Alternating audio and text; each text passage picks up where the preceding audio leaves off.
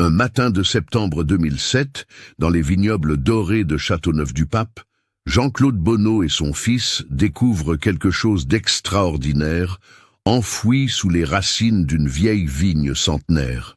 Une valise en cuir marron, parfaitement conservée par l'argile provençale, contenant des documents qui allaient rouvrir l'une des affaires les plus troublantes de la région. À l'intérieur, des contrats immobiliers, des photographies compromettantes et l'agenda personnel de François Guilbert, un homme qui avait mystérieusement disparu 12 années plus tôt par un chaud après-midi d'août 1995. François n'était pas n'importe qui. Cet homme de 38 ans, père de 2 enfants et mari dévoué, dirigeait l'une des agences immobilières les plus respectées de la Provence. Il connaissait chaque propriété de luxe entre Aix-en-Provence et Avignon, chaque château abandonné, chaque mât provençal recherché par une clientèle fortunée. Le 15 août 1995, il était parti pour ce qui devait être une journée de travail comme les autres, évaluer des propriétés dans le Luberon pour des clients fortunés. Il n'est jamais rentré chez lui. Mais ce que contenait cette valise enterrée changerait à jamais la perception de sa disparition. Car François Guilbert n'était pas seulement victime d'un drame personnel. Il était au centre d'un réseau complexe de corruption immobilière qui impliquait des sommes colossales, des personnalités influentes et des secrets suffisamment dangereux pour coûter la vie à un homme intègre qui avait découvert la vérité au mauvais moment. Avant de continuer con cette histoire perturbante, si vous appréciez les affaires mystérieuses réelles comme celle-ci, abonnez-vous à la chaîne et activez les notifications pour ne manquer aucune nouvelle affaire. Maintenant, découvrons comment tout a commencé. En 1995, la Provence vivait un boom immobilier sans précédent. Les prix des propriétés s'envolaient, alimentés par l'arrivée massive d'acheteurs étrangers fortunés, anglais, allemands, américains, tous séduits par le charme authentique des bastides provençales et des domaines viticoles centenaires. Cette ruée vers l'or immobilier transformait radicalement le paysage économique de la région, créant des fortunes rapides, mais aussi des tentations dangereuses. François Guilbert évoluait au cœur de cette effervescence. Né à Avignon en 1957, il avait grandi dans une famille de classe moyenne. Son père était employé de la SNCF et sa mère institutrice. Après des études de commerce à Aix-en-Provence, il avait débuté comme agent immobilier junior, avant de créer sa propre agence en 1987 avec son meilleur ami d'enfance, Marc Lefebvre. Guilbert Lefebvre Immobilier s'était rapidement imposé comme une référence dans le marché du haut de gamme provençal. François possédait cette combinaison rare de charisme naturel et de rigueur professionnelle qui séduisait immédiatement sa clientèle huppée. Grand, les cheveux châtains toujours impeccablement coiffés, il parlait couramment l'anglais et l'allemand, maîtrisait parfaitement l'histoire architecturale de chaque propriété qu'il vendait. Ses clients lui faisaient confiance aveuglément, certains n'hésitant pas à effectuer des virements de plusieurs millions de francs sur simple recommandation de sa part. Sa vie personnelle reflétait cette réussite professionnelle. Marié depuis 1982 à Camille, une professeure d'histoire du lycée Frédéric Mistral d'Avignon, il vivait dans une magnifique bastide du XVIIIe siècle à Villeneuve-les-Avignon. Leurs 2 enfants, Sophie, 10 ans, et Antoine, 7 ans, fréquentaient l'école privée Sainte-Marie et la famille passait ses vacances dans leur maison secondaire à Cassis, face aux calanques méditerranéennes. François était profondément ancré dans la communauté locale. Membre du Rotary Club d'Avignon, il participait régulièrement aux collectes de fonds pour l'hôpital local et sponsorisait l'équipe de football junior de Villeneuve. Les habitants le respectaient non seulement pour sa réussite, mais aussi pour son intégrité apparente et sa discrétion légendaire concernant les affaires de ses clients fortunés. Pourtant, depuis le début de l'année 1995, quelque chose avait subtilement changé dans le comportement de François. Camille avait remarqué qu'il rentrait plus tard le soir, passait de longues heures au téléphone dans son bureau, parlant à voix basse en fermant la porte. Plusieurs fois, elle l'avait surpris consultant des dossiers tard dans la nuit, prenant des notes qu'il rangeait soigneusement dans un coffre-fort personnel dont il ne lui avait jamais donné la combinaison. Marc Lefebvre, son associé depuis 8 ans, avait lui aussi observé ces changements. François était devenu plus secret concernant certains clients, gérait personnellement des dossiers qu'il ne partageait plus lors de leurs réunions hebdomadaires. Il avait également embauché une secrétaire supplémentaire, Sylvie Martel, spécifiquement pour s'occuper de ce qu'il appelait ses affaires spéciales, des transactions qui semblaient générer des commissions exceptionnellement élevées. L'agence prospérait comme jamais. En 6 mois, François avait conclu des ventes pour plus de 150 millions de francs, un chiffre astronomique même pour le marché provençal en pleine expansion. Certaines transactions concernaient des propriétés que Marc ne connaissait même pas, des châteaux isolés dans le Luberon, des domaines viticoles en difficulté financière qui trouvaient mystérieusement des acquéreurs fortunés en quelques semaines seulement. Le matin du 15 août 1995, François Guilbert s'était levé comme d'habitude à 6h30. Camille se souvenait parfaitement de cette matinée ensoleillée, car ils avaient pris leur petit déjeuner ensemble, sur la terrasse de leur bastide, contemplant les remparts d'Avignon, qui se dressaient majestueusement de l'autre côté du Rhône. François portait son costume beige habituel, une chemise blanche impeccable et sa cravate Hermès bleue, celle que Camille lui avait offerte pour leurs 10 ans de mariage. Il avait consulté son agenda en buvant son café, comme chaque matin, annotant soigneusement sa journée avec son Mont Blanc en or. 3 rendez-vous étaient prévus. Le premier à 10h au château de Beaumont, une propriété du XVIe siècle près de Pertuis, qu'il devait évaluer pour un client allemand. Le deuxième à 14h dans un mât isolé près de Goult, dans le cœur du Luberon. Et enfin, un dernier rendez-vous à 17h avec un mystérieux Henri Delacroix, un nom que Camille entendait pour la première fois, mais que François semblait connaître parfaitement. « Je serai rentré pour le dîner », avait-il dit en embrassant sa femme, comme il le faisait chaque matin depuis 13 ans de mariage. Sophie et Antoine dormaient encore, et François était monté les embrasser dans leur chambre avant de partir. Camille se souvenait de ce détail, car c'était inhabituel. Généralement, François partait avant que les enfants ne se réveillent. À 8h15, François avait démarré sa Mercedes 300 UE gris métallisé, immatriculée 3847 TM84, et avait pris la direction d'Aix-en-Provence via l'autoroute A7. Le péage de Sorgues avait enregistré son passage à 8h32. Un détail qui s'avérerait crucial pour reconstituer sa journée. Sylvie Martel, sa secrétaire, avait reçu son appel habituel à 9h, confirmant ses rendez-vous et précisant qu'il serait injoignable pendant une partie de l'après-midi. Le premier rendez-vous au château de Beaumont s'était déroulé normalement. Madame Élisabeth Fourier, la propriétaire octogénaire, avait reçu François pendant près de 2 heures.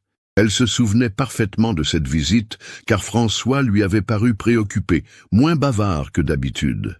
Il avait pris des photos détaillées de chaque pièce, mesuré scrupuleusement les dimensions et évalué la propriété à 8,5 millions de francs, un prix qui avait ravi la vieille dame. Vers midi, François avait déjeuné seul au restaurant La Table du Comtat à Beaunieu, son établissement habituel quand il travaillait dans le Luberon. Gérard Marchand, le propriétaire, le connaissait depuis des années et avait remarqué que François consultait constamment sa montre et semblait nerveux. Il avait à peine touché à sa daube provençale, lui qui était habituellement un bon vivant, appréciant la cuisine locale. Le deuxième rendez-vous, dans le mas près de Goult, demeurait plus mystérieux. La propriété, un ancien domaine agricole de 15 hectares, avec une bastide du XVIIIe siècle en mauvais état, appartenait officiellement à une société civile immobilière basée au Luxembourg. François devait y retrouver les représentants de cette société pour une évaluation préliminaire en vue d'une vente rapide. Marie-Claire Bonnard, qui habitait la ferme voisine, avait aperçu la Mercedes de François garée devant le portail du mas vers 14h30. Elle avait également remarqué une BMW noire immatriculée dans les Alpes-Maritimes et une Audi rouge qu'elle ne connaissait pas. Vers 15h30, elle avait entendu des éclats de voix provenant de la propriété, des hommes qui semblaient se disputer violemment, mais elle n'avait pas pu distinguer les paroles à cause de la distance et du mistral qui soufflait fort ce jour-là. C'est après ce deuxième rendez-vous que les traces de François Guilbert se perdaient dans la brume de l'après-midi provençal. Son dernier rendez-vous avec Henri Delacroix était prévu à 17h, dans un lieu que l'agenda ne précisait pas, mentionnant simplement Hervé HD, affaires spéciales. Sylvie Martel avait tenté de le joindre vers 16h pour confirmer un autre rendez-vous le lendemain, mais son téléphone portable Motorola était déjà éteint ou hors de portée. Camille avait commencé à s'inquiéter vers 20h. François était ponctuel de nature, et même lors de ses journées les plus chargées, il trouvait toujours le moyen de téléphoner pour prévenir d'un retard. Elle avait d'abord appelé l'agence, puis Marc Lefebvre, qui n'avait eu aucune nouvelle depuis le matin. À 22h, après avoir couché les enfants en leur expliquant que papa avait probablement un rendez-vous qui s'éternisait, Camille avait contacté la gendarmerie de Villeneuve-lès-Avignon. L'adjudant-chef Philippe Castellane de la gendarmerie de Villeneuve-lès-Avignon avait pris la déposition de Camille Guilbert dans la nuit du 15 au 16 août. Homme expérimenté de 45 ans, il avait immédiatement lancé les procédures standards, signalement auprès de tous les services de gendarmerie du Sud-Est, vérification des hôpitaux de la région, contact avec les péages autoroutiers pour tracer les derniers déplacements du véhicule. Le 16 août au matin, la Mercedes de François fut découverte abandonnée sur un chemin de terre près du village de Ménherbe, à environ 15 km du Mas où il avait eu son dernier rendez-vous connu. Le véhicule était proprement garé, fermé à clé, sans trace de lutte ou d'effraction. Les clés n'avaient pas été retrouvées. À l'intérieur, tout était en ordre. Les sièges correctement ajustés, la radio réglée sur France Inter comme d'habitude, même un paquet de bonbons à la violette sur le tableau de bord, ces fameux berlingots de Carpentras que François grignotait toujours pendant ses trajets. Cependant, plusieurs éléments troublaient les enquêteurs. Le porte-documents en cuir de François, celui qui l'emportait systématiquement en déplacement, avait disparu. Son téléphone portable Motorola était introuvable, ainsi que son agenda personnel et les dossiers des propriétés qu'il devait évaluer ce jour-là. Plus étrange encore, le réservoir d'essence était pratiquement vide, alors que François faisait toujours le plein avant ses longues journées de déplacement. Les premières semaines d'enquête se concentrèrent sur les pistes classiques. L'adjudant-chef Castellane et son équipe interrogèrent méthodiquement tous les témoins de la dernière journée de François. Madame Fourier confirma le déroulement normal du premier rendez-vous. Gérard Marchand, le restaurateur de Beaulieu, décrivit l'état nerveux inhabituel de François pendant le déjeuner. Marie-Claire Bonnard répéta son témoignage sur les véhicules aperçus au mât et les éclats de voix entendus.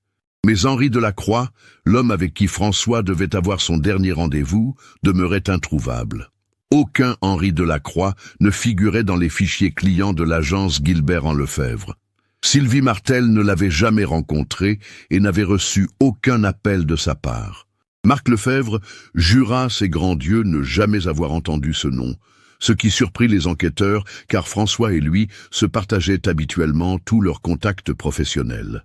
Au fil des semaines, différentes théories émergèrent dans l'entourage de François et parmi les habitants de Villeneuve-lès-Avignon. Certains évoquaient un accident, François ayant pu tomber dans un ravin isolé du Luberon en cherchant une propriété difficile d'accès. D'autres penchaient pour une fugue volontaire, suggérant que la pression du succès professionnel avait pu pousser cet homme apparemment équilibré à tout abandonner pour recommencer ailleurs. La théorie du suicide traversa également les esprits. Le docteur Martin Beaumont, médecin de famille des Guilbert depuis 10 ans, révéla que François était venu le consulter en juin 1995, se plaignant d'insomnie et d'une fatigue inhabituelle.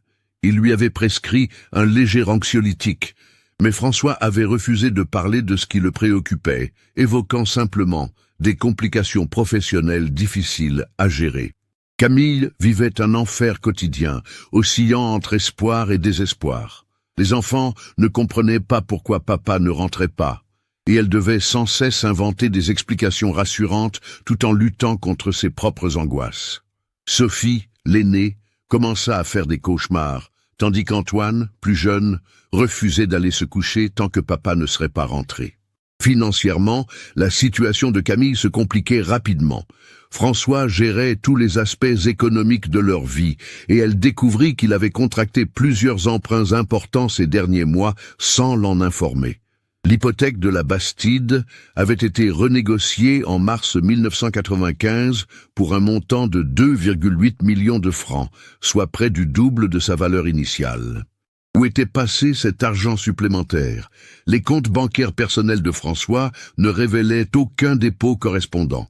Marc Lefebvre tenta de maintenir l'agence à flot, mais les affaires de François représentaient plus de 60% du chiffre d'affaires. Plusieurs clients fortunés, inquiets de la disparition, annulèrent leur projet d'achat. L'atmosphère dans les bureaux de la rue Joseph-Vernet à Avignon devint pesante. Sylvie Martel, la secrétaire spécialisée dans les affaires spéciales de François, démissionna brutalement en septembre, prétextant que l'ambiance lui était devenue insupportable. L'enquête officielle marquait le pas. Malgré les battues organisées dans le Luberon, les vérifications d'identité dans les gares et aéroports, les recherches dans tous les hôpitaux de France, aucune trace de François Guilbert ne put être retrouvée. L'adjudant-chef Castellane élargit ses investigations, vérifiant les antécédents de tous les clients récents de l'agence, éplucha les registres fonciers pour identifier d'éventuelles transactions suspectes, mais se heurta à un mur de silence et de respectabilité apparente. Pourtant, certains détails continuaient d'intriguer l'enquêteur expérimenté. Pourquoi François avait-il vidé son coffre-fort personnel 3 jours avant sa disparition? Camille avait découvert ce fait en tentant de l'ouvrir pour chercher des documents importants. Qu'était devenu le contenu de ce coffre? Et surtout, pourquoi François avait-il retiré 150 000 francs en liquide de son compte professionnel le 12 août, soit 3 jours avant sa disparition, sans aucune justification comptable? Au bout de 6 mois d'enquête infructueuse, le dossier François Guilbert fut progressivement relégué au second plan. D'autres affaires criminelles réclamaient l'attention des gendarmes, et l'absence de preuves d'un crime rendait les investigations de plus en plus difficiles à justifier. L'adjudant-chef Castellane continua néanmoins ses recherches de manière officieuse, convaincu que la disparition de cet homme intègre cachait quelque chose de plus complexe qu'un simple accident ou une fugue. Les années passèrent, transformant lentement le mystère François Guilbert en légende locale. Camille ne se remaria jamais, consacrant sa vie à élever ses enfants et à entretenir l'espoir d'un retour qui ne viendrait jamais. Sophie et Antoine grandirent avec ce vide béant, cette absence qui marqua profondément leur personnalité. Sophie devint avocate, peut-être inconsciemment pour comprendre les méandres de la justice qui n'avait pas su retrouver son père. Antoine, lui, évita soigneusement tout ce qui touchait à l'immobilier, choisissant une carrière d'ingénieur informatique. Marc Lefebvre maintint l'agence en activité, mais ne put jamais retrouver la prospérité des années François. Il évitait soigneusement les transactions les plus lucratives, comme s'il redoutait de reproduire les mystérieuses affaires spéciales de son associé disparu. Parfois, tard le soir, dans les bureaux de la rue Joseph-Vernet, il se demandait s'il avait vraiment connu François Guilbert ou si son meilleur ami depuis l'enfance menait une double vie qu'il n'avait jamais soupçonnée. L'été 2007 fut particulièrement sec en Provence. Une canicule exceptionnelle s'abattit sur la région de juin à septembre, asséchant les cours d'eau et stressant considérablement la végétation. Dans les vignobles de Châteauneuf-du-Pape, les vignerons durent puiser profondément dans les nappes phréatiques pour sauver leurs précieuses vignes, certaines centenaires et irremplaçables.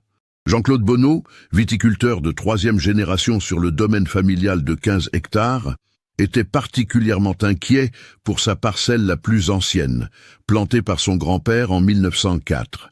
Ces vieilles vignes de Grenache et de Syrah produisaient les raisins les plus concentrés de son exploitation, ceux qui donnaient ses cuvées les plus prestigieuses, vendues jusqu'à 80 € la bouteille aux collectionneurs du monde entier. Début septembre, Jean-Claude constata avec angoisse que plusieurs pieds centenaires commençaient à dépérir malgré l'arrosage intensif. Les feuilles jaunissaient prématurément et certaines grappes se flétrissaient avant maturité. Son fils Mathieu, ingénieur agronome revenu récemment de ses études à Montpellier, suggéra qu'un problème racinaire pouvait être responsable de cette mortalité inhabituelle. Le 8 septembre 2007, père et fils décidèrent d'arracher délicatement l'un des pieds les plus atteints pour examiner son système racinaire.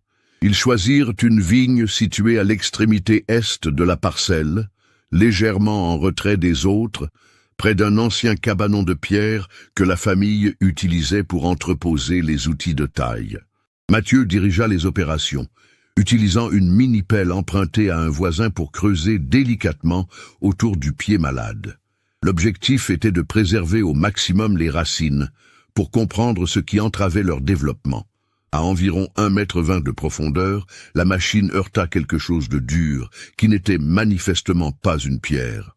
Jean-Claude prit le relais avec une pelle manuelle, dégageant soigneusement la terre argileuse autour de l'obstacle. Progressivement, apparut le coin d'un objet rectangulaire, de couleur brune, recouvert d'une bâche plastique noire qui avait remarquablement résisté aux années d'enfouissement. L'argile compacte du terrain avait créé une protection quasi hermétique, préservant l'objet de l'humidité et des intempéries.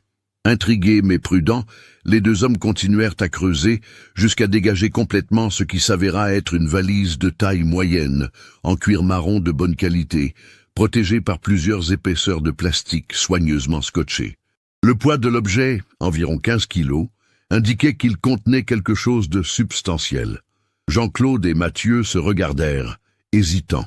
Fallait-il ouvrir immédiatement cette valise mystérieuse ou contacter les autorités? L'expérience et la sagesse paysanne de Jean-Claude l'emportèrent. Après 62 ans passés sur cette terre, il savait que certaines découvertes peuvent bouleverser une vie. Ils remontèrent la valise dans la cour de la ferme et appelèrent immédiatement la gendarmerie de Châteauneuf-du-Pape. Le maréchal des logis, chef Julien Moreau, arriva 1 heure plus tard, accompagné de 2 gendarmes. Homme méticuleux de 38 ans, il photographia soigneusement la valise sous tous les angles avant de procéder à son ouverture en présence des Bonneau et de son équipe. Ce qu'ils découvrirent à l'intérieur allait relancer l'une des affaires les plus mystérieuses de la région. La valise contenait des dizaines de documents parfaitement conservés. Un contrat de vente immobilière, actes notariés, relevés bancaires, photographies, et un agenda personnel en cuir noir portant les initiales FG gravées en lettres dorées. Au premier coup d'œil, le maréchal des logis chef Moreau reconnut immédiatement l'écriture élégante qui avait rempli cet agenda, celle de François Guilbert, l'agent immobilier disparu 12 ans plus tôt. Mais ce n'était que le début de la découverte. Parmi les documents, plusieurs contrats portaient des signatures qu'il ne parvenait pas à identifier, des transactions immobilières concernant des propriétés qu'il ne connaissait pas, et surtout, des photographies troublantes montrant des hommes en costume échangeant des enveloppes dans des lieux isolés. L'une de ces photos, prise visiblement à l'insu des sujets, montrait François Guilbert lui-même en grande conversation avec 2 individus près d'une BMW noire dans ce qui ressemblait à un parking souterrain. La réouverture du dossier François Guilbert fut confiée au commissaire Laurent Mercier de la police judiciaire d'Avignon, un homme de 44 ans spécialisé dans les affaires financières complexes. Diplômé de l'École nationale supérieure de police, il avait déjà démantelé plusieurs réseaux de blanchiment d'argent dans le Sud-Est et possédait une expertise reconnue en matière de transactions immobilières frauduleuses. L'analyse minutieuse du contenu de la valise révéla un puzzle complexe d'une ampleur insoupçonnée. L'agenda de François couvrait la période de janvier à août 1995 et contenait des centaines d'annotations énigmatiques, des initiales non identifiées, des montants en francs et en devises étrangères, des références à des propriétés par des codes mystérieux plutôt que par leurs adresses réelles. Les contrats découverts concernaient des transactions d'un montant total de plus de 500 millions de francs, impliquant des sociétés civiles immobilières basées au Luxembourg, en Suisse et aux îles Caïmans. Ces structures juridiques complexes avaient toutes été créées entre 1993 et 1995, et François Guilbert apparaissait comme intermédiaire exclusif pour toutes ces opérations. Mais le plus troublant était que plusieurs propriétés mentionnées dans ces contrats n'existaient tout simplement pas aux adresses indiquées. Le commissaire Mercier reconstitua progressivement le schéma. François avait apparemment découvert qu'il servait d'intermédiaire involontaire dans un vaste système de blanchiment d'argent. Des capitaux d'origine criminelle, probablement liés au trafic de drogue en provenance d'Afrique du Nord, étaient nettoyés à travers des transactions immobilières fictives. Les acheteurs payaient en liquide des propriétés surévaluées. L'argent transitait par les comptes de l'agence Gilbert & Lefebvre, puis était reversé aux vendeurs après déduction d'une commission substantielle. Les photographies trouvées dans la valise révélaient l'ampleur du réseau. François avait visiblement mené sa propre enquête parallèle, documentant secrètement les rencontres suspectes, photographiant les protagonistes, notant leurs plaques d'immatriculation. Une série de clichés pris au téléobjectif montrait les mêmes hommes se retrouvant régulièrement dans le parking souterrain de l'hôtel Mercure d'Aix-en-Provence, échangeant des mallettes et des enveloppes. Parmi ces hommes, le commissaire Mercier identifia rapidement Henri Delacroix, l'homme que François devait rencontrer le jour de sa disparition. Il ne s'agissait pas d'un client fortuné souhaitant acquérir une propriété provençale, mais d'un ancien truand marseillais de 52 ans, connu des services pour ses liens avec les réseaux de trafiquants nord-africains. Delacroix possédait officiellement une petite entreprise de transport routier, mais son train de vie, villa à Cassis, yacht de 12 mètres, voiture de luxe, était totalement disproportionné par rapport à ses revenus déclarés. L'enquête révéla que François avait commencé à soupçonner quelque chose dès le début de l'année 1995. Ses notes personnelles, rédigées dans un code simple mais efficace, détaillaient ses doutes croissants sur la légitimité de certaines transactions. Il avait remarqué que les acheteurs payaient toujours en liquide, que les vérifications d'identité étaient systématiquement bâclées et que certaines propriétés étaient revendues quelques mois plus tard avec des plus-values anormalement faibles. Le tournant décisif était survenu en juin 1995, quand François avait découvert que 3 châteaux qu'il pensait avoir vendus à des clients allemands fortunés appartenaient en réalité à des sociétés écrans contrôlées par Henri Delacroix. Les acheteurs allemands n'existaient tout simplement pas. Leurs passeports étaient des faux de qualité professionnelle, et l'argent provenait de comptes bancaires liés à des activités criminelles. Face à cette découverte, François s'était retrouvé dans une position impossible. Révéler le système aux autorités signifiait avouer sa participation involontaire mais réelle dans des opérations de blanchiment, ruiner sa réputation, détruire son agence et probablement faire de sa famille une cible pour les criminels impliqués. Mais continuer à fermer les yeux revenait à devenir complice d'un réseau de plus en plus puissant et dangereux. Ses notes personnelles révélaient son dilemme moral. Comment ai-je pu être assez naïf pour ne rien voir? Chaque vente que j'ai conclue a permis de blanchir de l'argent sale. Je suis devenu, sans le savoir, le complice de trafiquants. Que faire maintenant? Si je parle, je détruis ma famille. Si je me tais, je deviens vraiment coupable. François avait finalement pris une décision courageuse, mais fatale. Il allait tout révéler aux autorités, mais en s'assurant d'avoir suffisamment de preuves pour faire tomber l'ensemble du réseau.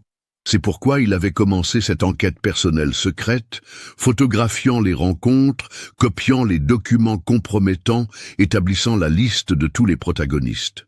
Le 15 août 1995, François pensait avoir rassemblé suffisamment d'éléments pour porter un coup fatal au système de blanchiment. Son rendez-vous avec Henri Delacroix n'était pas un rendez-vous d'affaires normal. François comptait confronter le truand marseillais avec les preuves de ses activités criminelles et exiger l'arrêt immédiat de l'utilisation de son agence pour le blanchiment. L'analyse des documents trouvés dans la valise révéla également des détails troublants sur l'évolution psychologique de François durant ces derniers mois. Ses notes personnelles, devenant de plus en plus détaillées et anxieuses au fil des semaines, montraient un homme rongé par le doute et la culpabilité. Il avait calculé que depuis 1993, son agence avait involontairement blanchi plus de 800 millions de francs, générant des commissions de près de 40 millions qui avaient fait sa fortune. Dans une note datée du 10 août 1995, soit 5 jours avant sa disparition, François écrivait « J'ai réalisé aujourd'hui que la villa de Cassis, que nous avons achetée l'année dernière, a été payée avec cet argent sale. Comment expliquer à Camille et aux enfants que notre bonheur familial repose sur des activités criminelles? Comment leur faire comprendre que je n'étais qu'un pion dans ce système, mais un pion qui en a largement profité? » Le commissaire Mercier découvrit aussi que François avait tenté, en juillet 1995, de prendre contact avec le juge d'instruction Pierre Morello du tribunal de grande instance de Marseille, spécialisé dans les affaires de grande criminalité organisée. Selon les archives judiciaires, François avait appelé le cabinet du magistrat à 3 reprises, se présentant comme un professionnel souhaitant fournir des informations sur un réseau de blanchiment d'argent en Provence. Mais chaque fois, il avait raccroché avant de laisser ses coordonnées complètes. Cette hésitation s'expliquait par les menaces de plus en plus explicites que François recevait depuis qu'il avait commencé à poser des questions gênantes. Sylvie Martel, sa secrétaire spécialisée, avait finalement accepté de témoigner 12 ans plus tard, révélant que François avait reçu plusieurs coups de téléphone anonymes en juillet 1995. Les correspondants, avec des accents marseillais prononcés, lui conseillaient de se concentrer sur son travail et d'arrêter de fourrer son nez dans des affaires qui ne le regardaient pas. Plus inquiétant encore, la Mercedes de François avait été vandalisée à 2 reprises fin juillet. Les pneus avaient été lacérés et le pare-brise brisé, mais aucune plainte officielle n'avait été déposée. Camille se souvenait maintenant que François avait prétendu qu'il s'agissait d'actes de vandalisme aléatoires, mais elle avait remarqué qu'il vérifiait désormais systématiquement les dessous de sa voiture avant de démarrer, comme s'il craignait un sabotage. L'enquête du commissaire Mercier révéla également l'ampleur de l'organisation criminelle derrière le système de blanchiment. Henri Delacroix n'était qu'un maillon intermédiaire, dans une chaîne qui remontait jusqu'au plus haut niveau du crime organisé marseillais. Les capitaux blanchis provenaient principalement du trafic de hashish, en provenance du Maroc, qui transitait par les ports de Marseille et de Nice avant d'être distribué dans toute l'Europe. Les propriétés utilisées pour le blanchiment étaient soigneusement choisies. Des châteaux isolés, des domaines viticoles en difficulté, des mâts provençaux authentiques qui attiraient naturellement une clientèle fortunée internationale. François, avec sa réputation irréprochable et sa connaissance parfaite du marché immobilier de luxe provençal, représentait l'intermédiaire idéal pour donner une façade respectable à ces transactions frauduleuses. Le système était d'une sophistication remarquable. Les faux acheteurs possédaient des identités complètes créées de toutes pièces. Passeports, comptes bancaires, références professionnelles, même des antécédents familiaux fictifs remontant sur plusieurs générations. Certains de ces personnages imaginaires avaient été utilisés pour des dizaines de transactions sur plusieurs années, créant des historiques d'investissement cohérents et crédibles. Marc Lefebvre, confronté aux nouvelles révélations, admit finalement qu'il avait eu des soupçons dès 1994, mais qu'il avait préféré fermer les yeux face aux bénéfices exceptionnels générés par les affaires spéciales de François. Je me disais que François était plus doué que moi pour attirer les gros clients fortunés, avoua-t-il au commissaire Mercier. Je n'imaginais pas une seconde qu'il puisse être impliqué dans quelque chose d'illégal. C'était l'homme le plus honnête que je connaisse. Cette déclaration de Marc révélait toute la tragédie de François Guilbert. Un homme intègre, devenu malgré lui le rouage essentiel d'un système criminel, puis sacrifié quand il avait voulu s'en extraire. Les dernières notes de son agenda témoignaient de son isolement croissant et de sa détermination désespérée à racheter ses erreurs involontaires. Dans sa dernière annotation, datée du 14 août 1995, François avait écrit « Demain, j'affronte Delacroix avec toutes mes preuves. Je lui donne le choix. Soit il arrête d'utiliser mon agence, soit je révèle tout à la justice. » Je sais que c'est dangereux, mais je ne peux plus vivre avec cette culpabilité. Si quelque chose m'arrive, j'espère que Camille trouvera cette valise et comprendra que j'ai essayé de faire le bon choix, même trop tard. Cette phrase prophétique prenait maintenant tout son sens. François avait consciemment préparé sa propre protection en constituant ce dossier d'accusation complet, qu'il avait caché dans un endroit où il pensait que sa famille pourrait le retrouver un jour. Il avait sous-estimé la détermination de ses adversaires et leur capacité à effacer toute trace de leurs crimes. L'analyse des relevés téléphoniques de François, reconstituée 12 ans plus tard grâce aux archives de France Télécom, révéla qu'il avait passé un dernier appel à 16h47 le 15 août 1995, depuis une cabine publique de Goult vers un numéro correspondant au domicile d'Henri Delacroix à Cassis. La conversation avait duré exactement 3 minutes et 27 secondes. Ce fut probablement la dernière fois que François Guilbert s'exprima vivant. Le commissaire Laurent Mercier concentra ses efforts sur la reconstitution des dernières heures de François Guilbert, en particulier ce mystérieux rendez-vous final avec Henri Delacroix. L'analyse des relevés téléphoniques et des témoignages recueillis 12 ans plus tard permit de reconstituer avec une précision troublante les événements du 15 août 1995 après 16h47.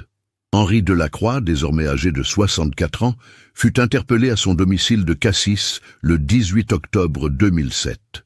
Homme au physique imposant, mesurant près de 1,90 m et pesant plus de 100 kilos, il avait conservé la prestance intimidante qui avait fait sa réputation dans le milieu marseillais des années 80 et 90. Lors de son arrestation, il portait encore au poignet une Rolex Submariner en or que François avait remarquée et décrite dans ses notes comme la montre dorée de l'homme aux yeux verts.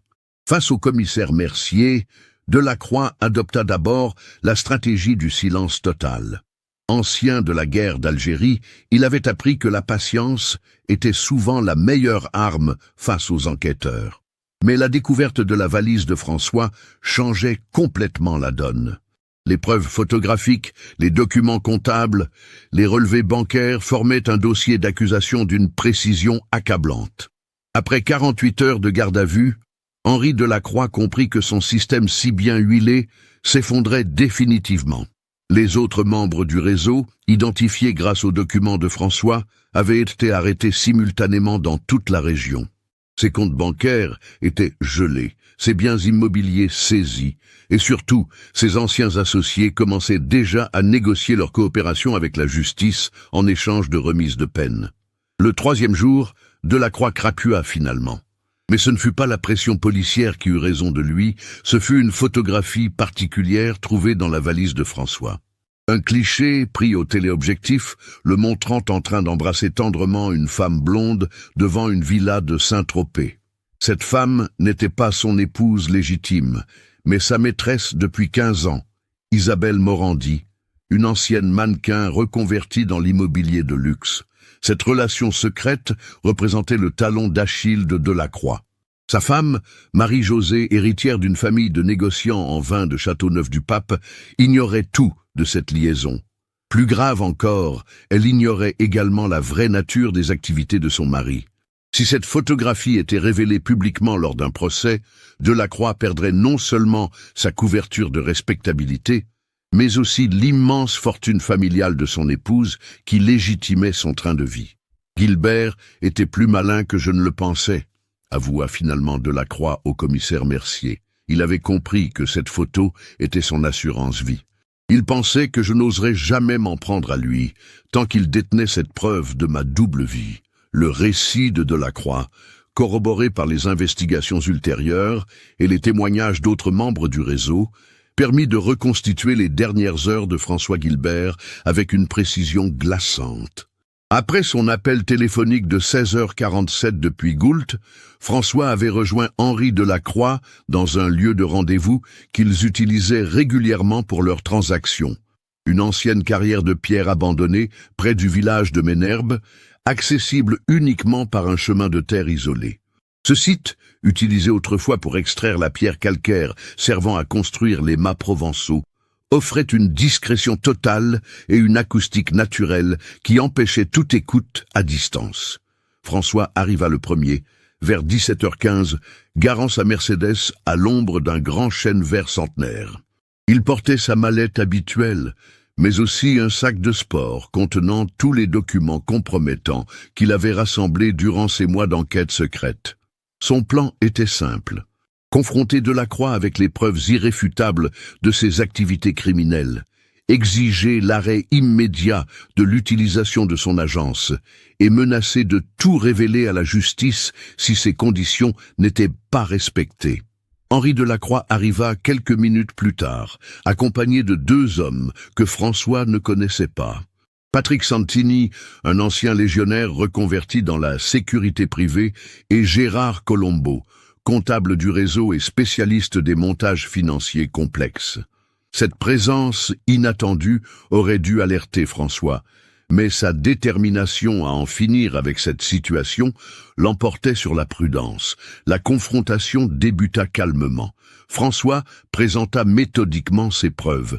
Les photographies des rencontres secrètes, les copies des contrats frauduleux, les relevés bancaires montrant les flux financiers suspects, et surtout, la liste complète de toutes les personnalités impliquées dans le réseau.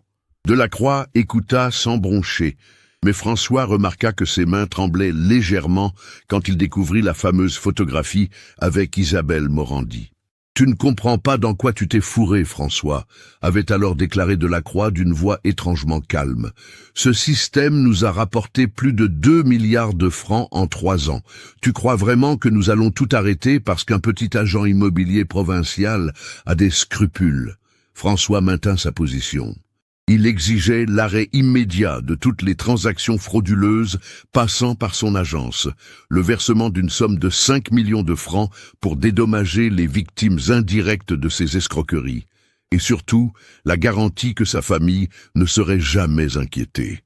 En échange, il s'engageait à ne jamais révéler ce qu'il avait découvert et à détruire tous les documents compromettants. La négociation tourna au vinaigre quand François précisa ses conditions finales. « Si dans 1 mois vous n'avez pas respecté notre accord, ou si quelque chose m'arrive, ces documents seront automatiquement transmis au juge Morello de Marseille et au commissaire divisionnaire Beaumont de la police judiciaire d'Aix. J'ai organisé un système de sécurité que vous ne pouvez pas contourner. » Cette dernière phrase signa l'arrêt de mort de François Guilbert. Delacroix comprit immédiatement que l'agent immobilier avait préparé sa propre protection avec la même méticulosité qu'il apportait à ses transactions professionnelles.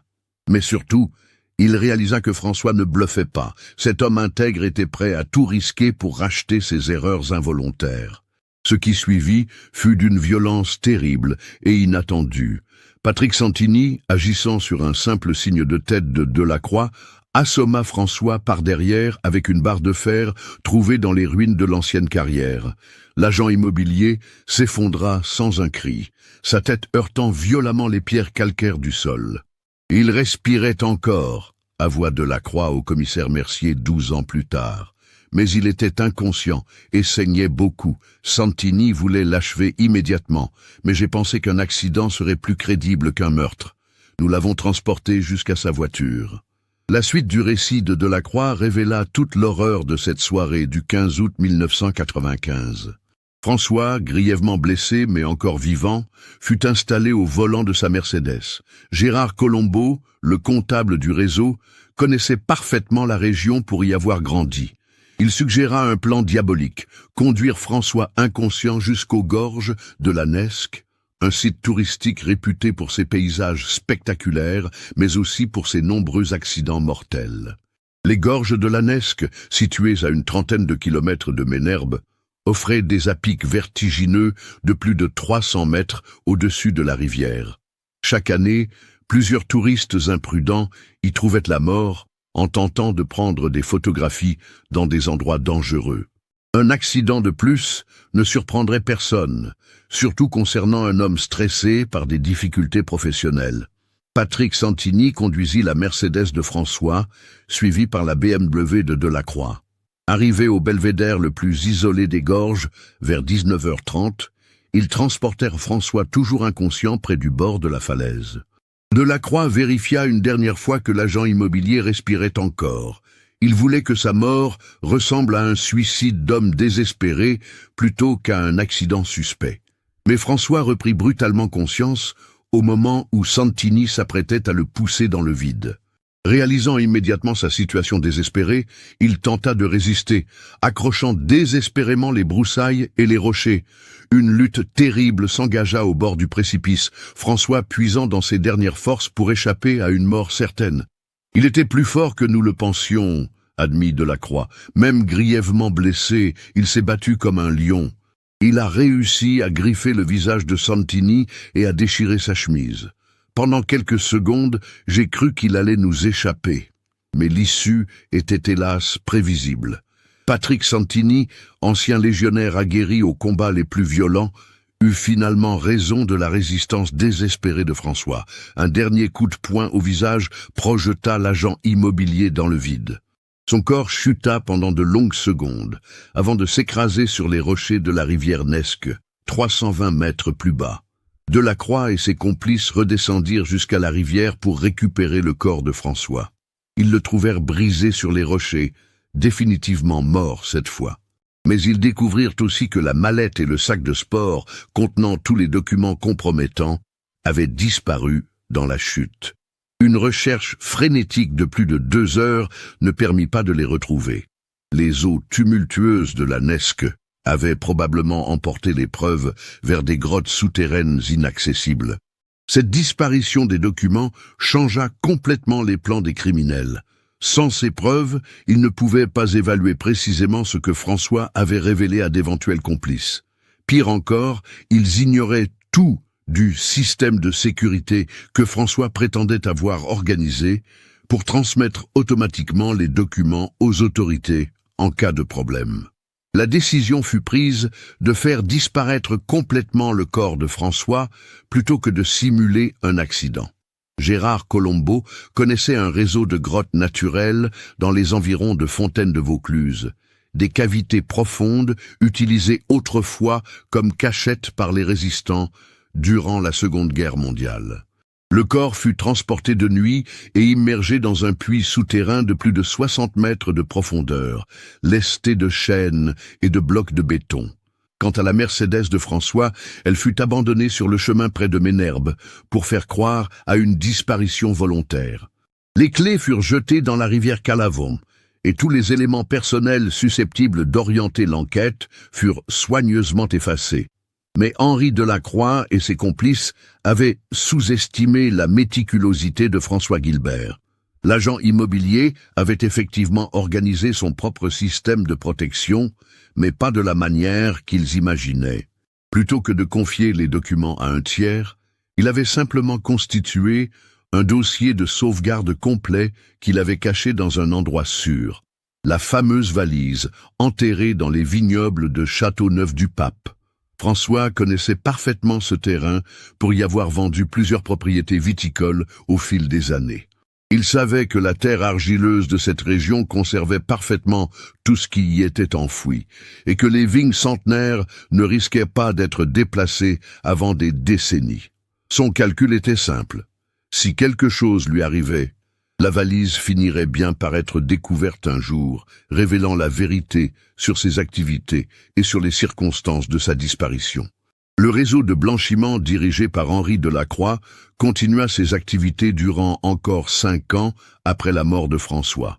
Sans l'agence Gilbert & Lefebvre comme intermédiaire privilégié, les criminels durent multiplier leurs partenaires immobiliers, dispersant leurs opérations sur toute la Côte d'Azur et remontant jusqu'en Corse. Cette dispersion finit par attirer l'attention des services spécialisés, et plusieurs arrestations eurent lieu entre 2000 et 2001. Henri Delacroix avait réussi à échapper aux premières vagues d'arrestations grâce à la respectabilité que lui conférait son mariage avec Marie-Josée et à ses relations dans le milieu viticole provençal. Il avait progressivement blanchi sa propre situation, investissant les bénéfices du blanchiment dans des entreprises légitimes, restaurants, caves particulières, même une petite compagnie de transport maritime reliant Marseille à la Corse. Mais la découverte de la valise de François, en septembre 2007, ruina définitivement cette façade de respectabilité. Les preuves rassemblées par l'agent immobilier 12 ans plus tôt étaient d'une précision implacable. Chaque transaction frauduleuse était documentée, chaque protagoniste identifié, chaque flux financier retracé avec une méticulosité comptable qui ne laissait aucune place au doute. Le procès d'Henri Delacroix et de ses complices s'ouvrit devant la cour d'assises des Bouches-du-Rhône en mars 2009.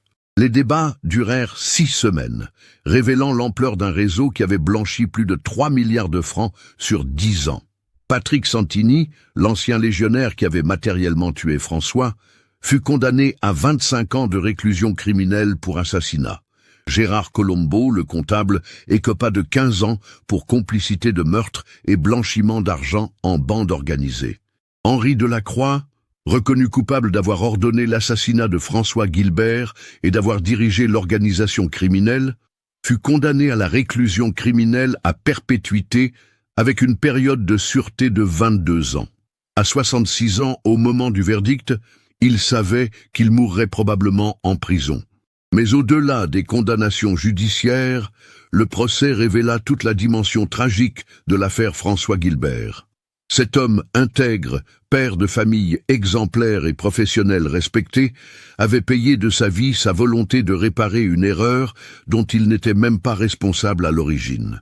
Sa naïveté professionnelle l'avait rendu complice involontaire d'activités criminelles. Mais son courage moral l'avait poussé à tout risquer pour révéler la vérité. Camille Guilbert, désormais âgée de 52 ans, assista à toutes les audiences du procès. Pour la première fois depuis 12 ans, elle connaissait enfin la vérité sur la disparition de son mari. Cette vérité était plus terrible qu'elle ne l'avait imaginé, mais elle lui apportait aussi une forme de paix.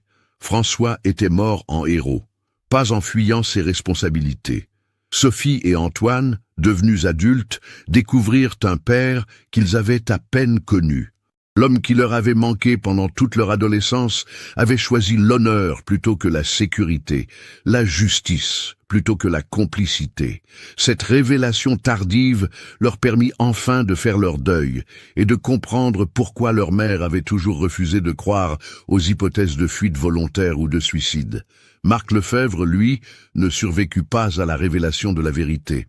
Rongé par la culpabilité d'avoir fermé les yeux sur les affaires spéciales de François, accablé par le remords de ne pas avoir su protéger son meilleur ami d'enfance, il sombra dans une dépression profonde qui le conduisit au suicide en janvier 2010, quelques mois après la fin du procès. Cette affaire nous montre comment un homme ordinaire peut se retrouver pris au piège de forces qui le dépassent, mais aussi comment le courage et l'intégrité peuvent triompher même après la mort. François Guilbert est devenu malgré lui le symbole de ces victimes innocentes du crime organisé, ces professionnels honnêtes qui découvrent trop tard qu'ils ont été utilisés par des organisations criminelles. Qu'est-ce qui vous frappe le plus dans cette histoire ? Le courage de François face au danger ou la patience de la justice qui a fini par triompher 12 ans plus tard ? Avez-vous remarqué les indices que François avait laissés pour que la vérité soit un jour découverte ? Partagez vos réflexions dans les commentaires. Si cette enquête approfondie vous a intéressé, n'oubliez pas de vous abonner à la chaîne et d'activer les notifications pour ne manquer aucune de nos investigations. Laissez votre pouce en l'air si cette histoire vous a touché et partagez-la avec vos proches qui s'intéressent aux affaires criminelles réelles. La mémoire de François Guilbert mérite d'être honorée et sa vérité mérite d'être connue.